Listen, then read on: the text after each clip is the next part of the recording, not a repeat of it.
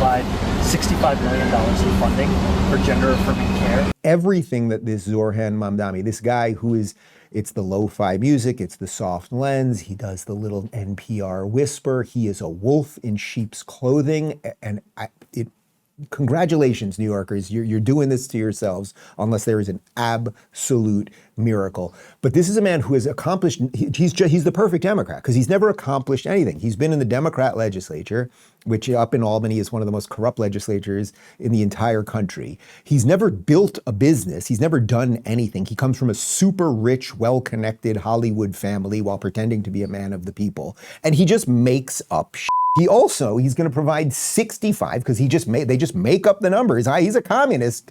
You just make up the numbers. $65 billion to fund gender-affirming care, because we're still doing that.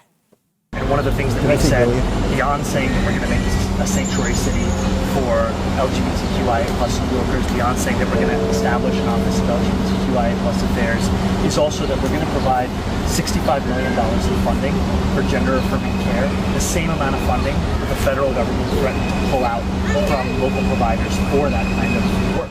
All right, first off, I said 65 billion, but why not, Zohran? Like, why 65 million? You're just making up the fucking numbers anyway. Why not 65 billion? Why not, if you're driving into New York City, so you're going over the GW Bridge, instead of a toll, why don't they just lop off your cock?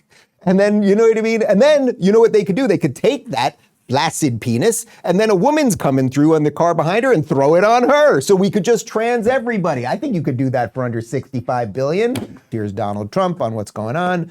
Self-proclaimed New York City communist Zohran Mamdani, who is running for mayor, will prove to be one of the best things to ever happen to our great Republican Party. He is going to have problems with Washington like no mayor in the history of our once great city. Remember, he needs the money from me as president in order to fulfill all of his fake communist promises. He won't be getting any of it, so what's the point of voting for him? This ideology has failed always for thousands of years. It will fail again, that's guaranteed.